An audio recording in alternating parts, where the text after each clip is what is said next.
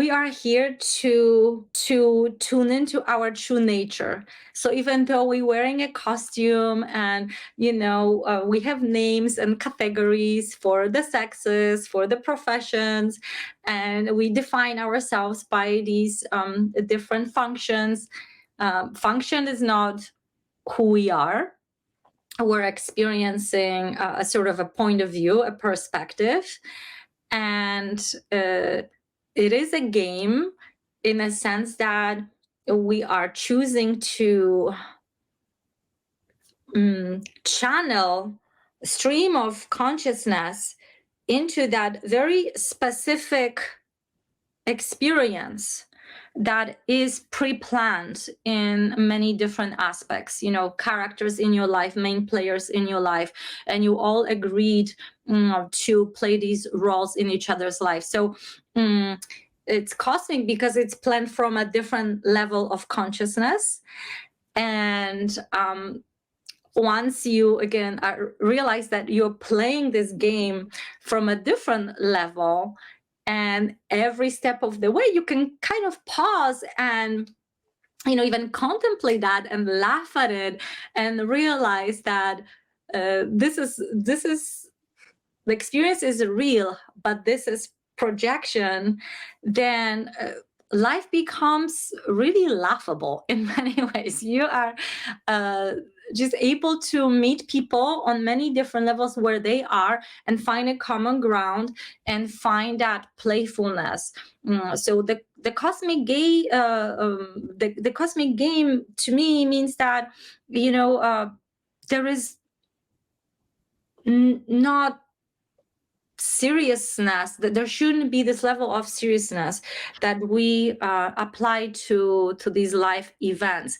If we can understand that we enter the game because we want to have fun, we want to meet other players, we want to experience new sensations, we want to understand what it's like to be this character, that character, then even if some of the experiences are not so pleasant, we understand that yes, we acquire this information. This information is always with us. We can take it to the next level.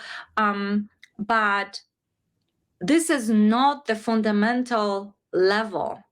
So if we could just relax and enjoy this experience more, how it translates to everyday life, we wouldn't just be stuck up, we would just be able to have more of a flow in life and a dance through these things and just have this playfulness about our existence. So we're here to essentially remember that. And once we awaken to that reality, emotions, I say that in one of my poems, emotions don't control me, they show me.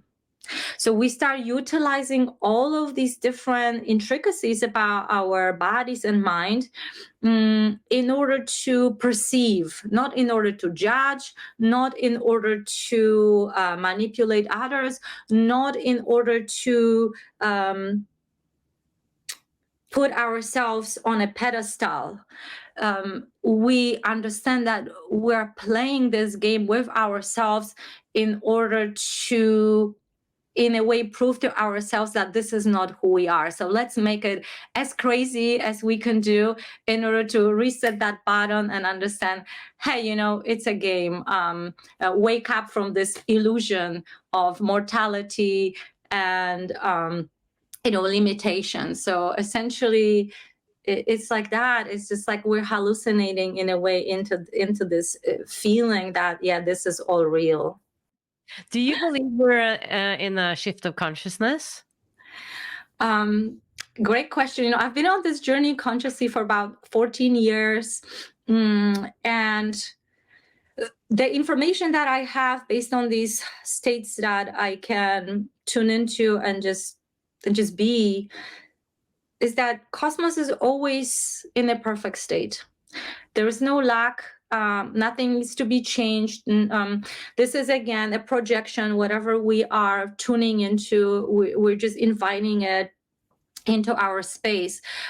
So from that grand scheme of things, nothing is in disorder. However, everything is also in this flux. So whatever is dominant tendency, let's say, in the game, then of course it's going to affect, again, like a weather, players of this game, because we can gain more momentum, more power in those realities. So in our collective reality, there is a shift of consciousness. Yes, more and more people are not interested in playing the old game. They're interested in having more easy time in the game. So in that sense, I do think that there is more intentionality. Yeah, let's shift from that level, and let's see if we can engage more playfully. And that can mean different things for different people. But definitely, I mean, think about this. When I had my first mystical experiences, out of body experiences as a child, you know, in my teenage years, I would seek yogic books. There were no yoga studios in Poland at that time, and now the information is there. You don't have to go to India to study with a monk. You know, this used to be very sacred and protected knowledge. Now, you know, Vipassana retreats, they're not for everyone. I would highly recommend for most people to break that inner sequel. We're creating all these sequels, right? But now we have tools to suspend the movie, and there are many tools. You know, some people are shocked when I tell them, stop eating for 5-10 days. You're going to have an internal experience, and you're going to break that sequel of what you think is right, what you think is real. So in that sense, because we live in the era of information, if you want to impact that global consciousness, it's absolutely attainable, and there are tools that are free. Everybody can use them. Vipassana meditation is free as well. And you don't have to seek that information. Again, it used to be more hidden, and now everybody who is consciously choosing that, and more people are choosing that, are going to have internal discoveries. And when you do, you are resetting your understanding of how you can participate. Yeah, so while you're in the game, you are not so absorbed in the game that you're just doing, acting, and then maybe reflection happens towards the end of your life when you are ready to exit the game, right?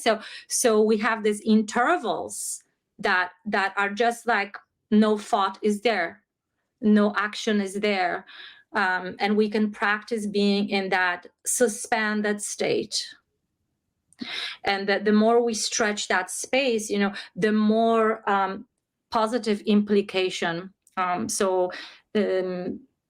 Looking at, you know, that linear progression, I do believe that we are in that consciousness shift.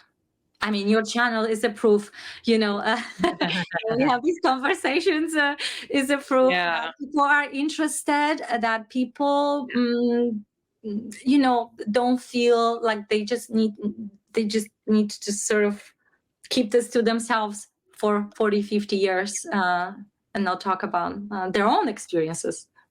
Yeah, I definitely feel like people are not so afraid anymore to share these experiences, and YouTube channels and podcasts, and it's popping up all over the place, which I find great because way back when I started, it wasn't that many shows about it. I've been on YouTube for so long, since 2012, where it all started.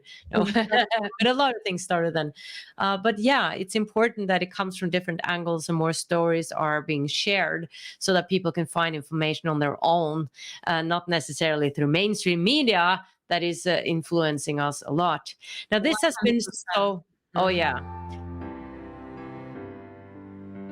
To watch the full video, click the link below, and I would love it if you would subscribe to my channel.